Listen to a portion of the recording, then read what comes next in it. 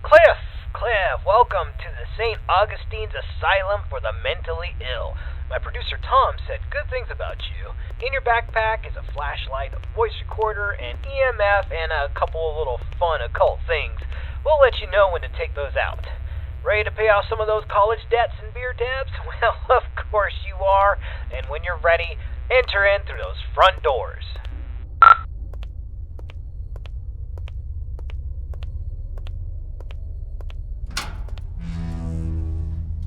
Nice, the door was unlocked. It can get a little sticky sometimes.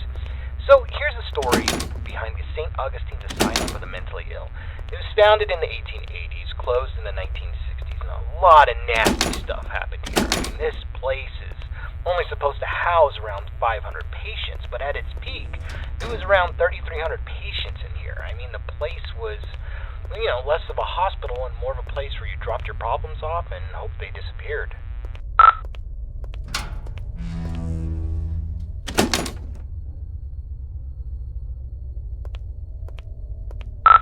This is where the 100 hallways patients would convene, and we heard that the patients pre-1920 actually received decent care. Then the war hit, the depression hit, and then the budgets all fell apart. The room you stand in once healed 20 patients in need of attention, and by the end, 150 patients would pass through this room, naked, starving, attacking each other at random, flaying themselves with metal wires from their beds. And be careful where you step.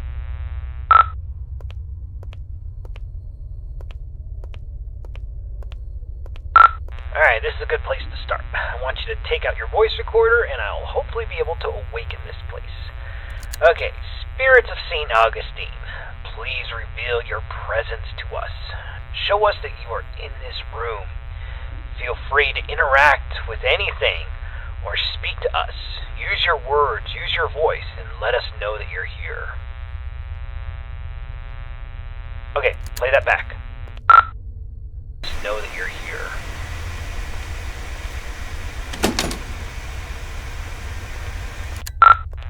Nothing. Alright, let's try that again. Alright, let's try this. Ghosts of St. Augustine, please let us know that you are still in this hospital. I give you permission to reveal yourself. I give you permission to come to life. Just give us a sign that you're here. Tell us where you are. Speak to us now into this microphone. Alright, check that. Now into this microphone. Alright, let's try one more spot.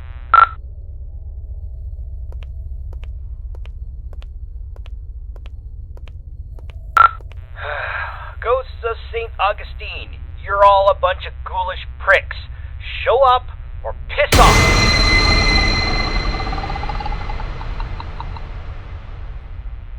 Whoa, did you hear that? Play that back.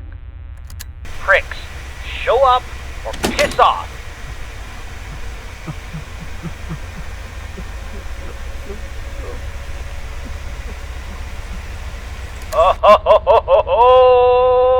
Alright, looks like we got an investigation. Alright, I want you to go down the morgue hallway, and we're going to continue our investigation in the other gathering area.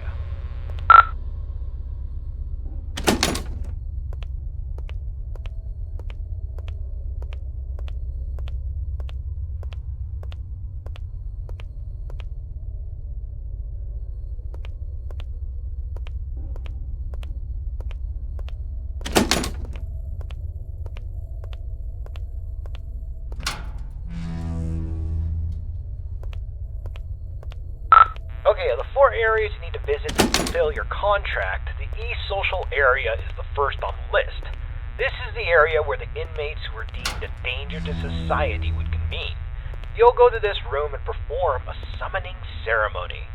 So walk into the center, and this is the entrance to patient cells 200 through 219. We're talking extreme bipolarism, schizophrenia, dementia.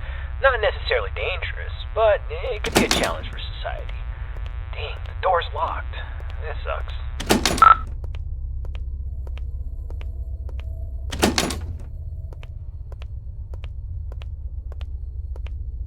This is the entrance to the patient cells 220 to 240.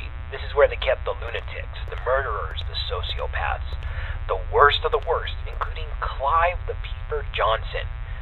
You'd think he would be a pervert with a nickname the Peeper, but the truth is far worse. He was extremely manipulative and very intelligent. He was a murderer and a memer. Most of his victims could never identify him because he managed to convince them to gouge their own eyes out with metal wires and even their own fingernails. He came here due to legal loopholes, and when the facility went off the rails and the doctors stopped caring, he jumped into action. The patients who didn't listen were tortured, and the ones who did wandered around the facility, blind, screaming, and in constant fear. This door's locked too. Let's just start the ceremony.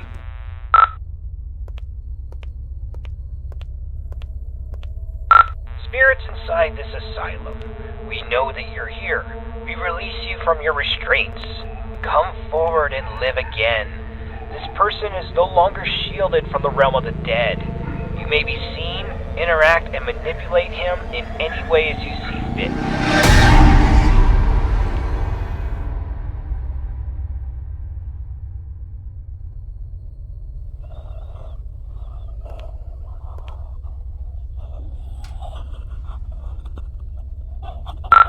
Don't just stand there. Go check it out.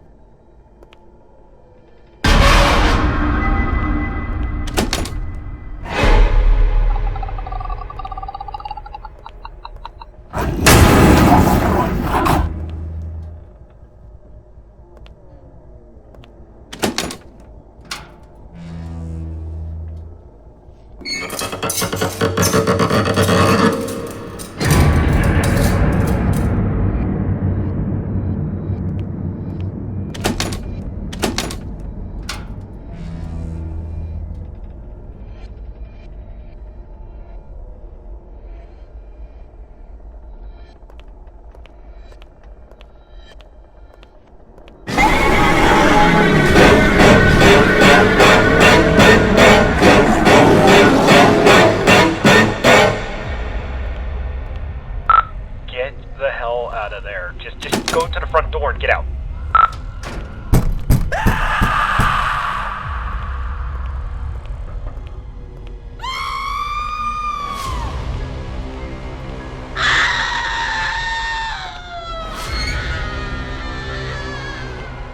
Alright, get out of this hallway and take your second right.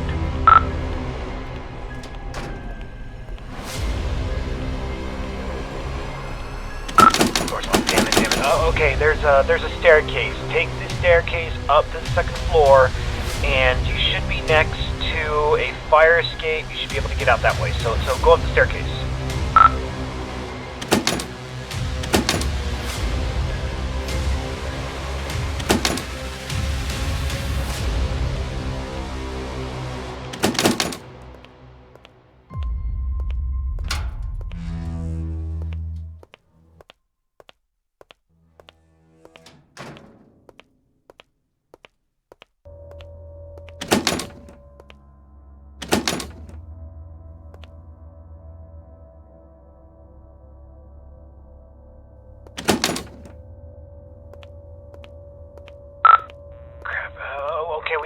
Let's go get something to pry this door open. Go back downstairs. I bet you there was something downstairs we could probably use. Hold on. That staircase wasn't there before. This place doesn't even have a basement. What is going on? Alright, just... I don't think you got any other choice. I think you gotta make your way downstairs.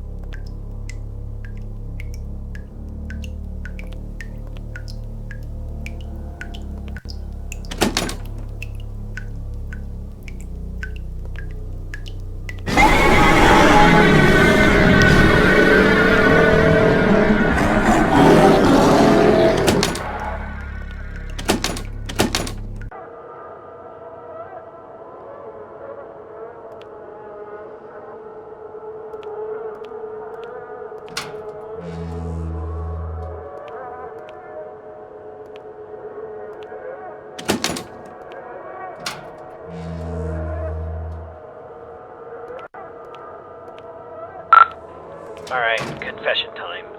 It's about the eyes. I kinda had this from you.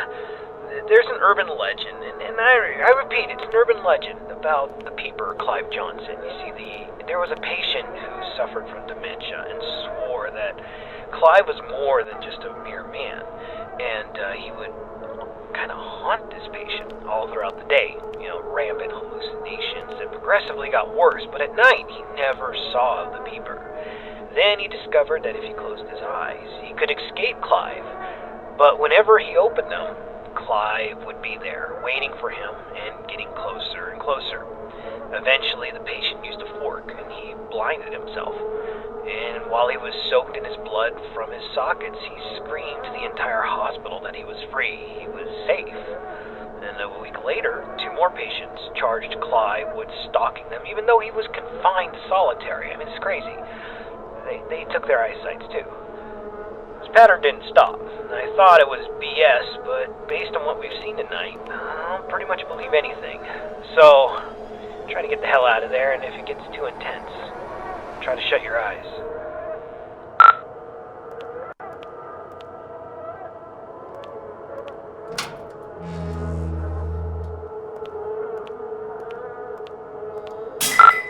Damn flashlight broke. I can't use that anymore.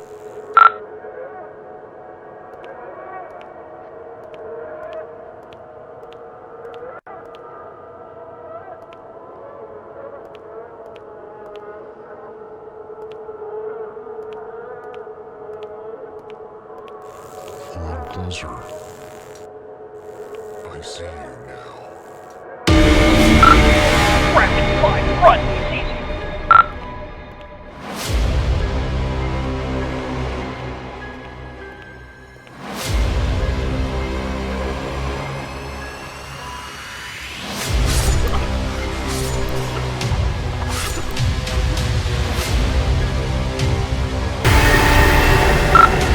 North, run!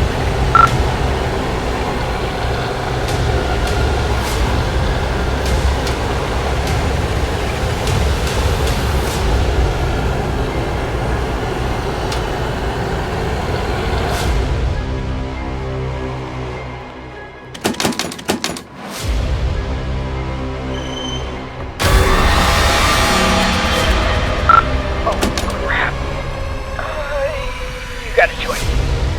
Either he gets you, or you're gonna have to cut him out.